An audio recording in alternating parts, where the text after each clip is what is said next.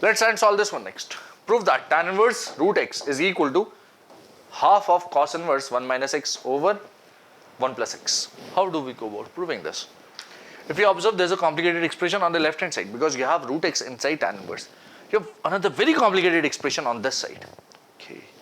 So what are we supposed to do in this one? Let's take a look at this question. Let this tan inverse root x, can I assume this to be something and find x? Then I can substitute this and maybe simplify this. Yes.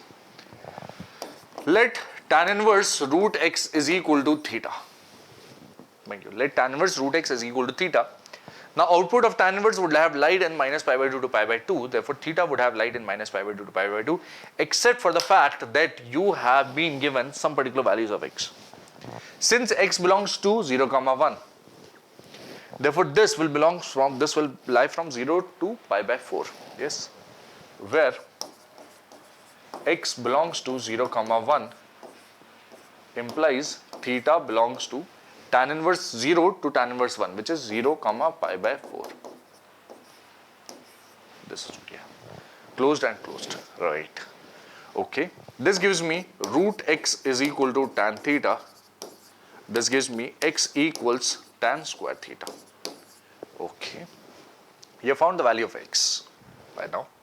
Assuming that tan inverse x equal to theta, you have found x equals tan square theta, where theta lies from 0 to pi by 4. Now take a look at the RHS. Now in the RHS, what do you have? In the right hand side, because realize that this equal to theta implies this LHS has been simplified into theta, right? So if this also equals theta, then we are done.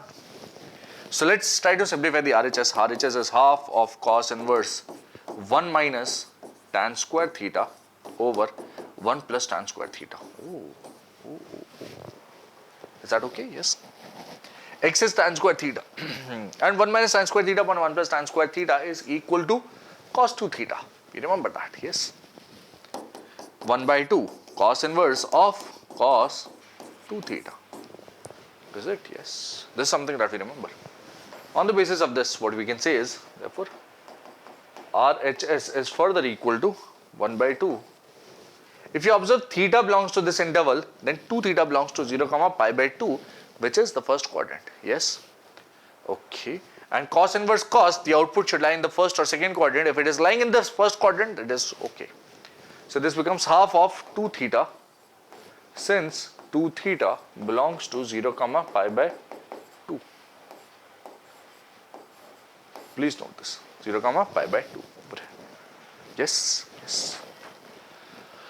Okay. Now RHS is half times 2 theta, which is equal to theta.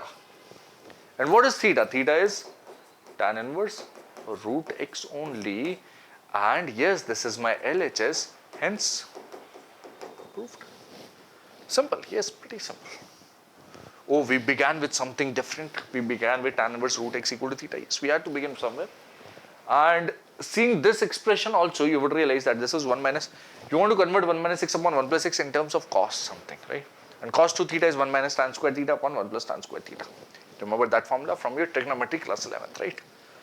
Okay, this is all for this question over here.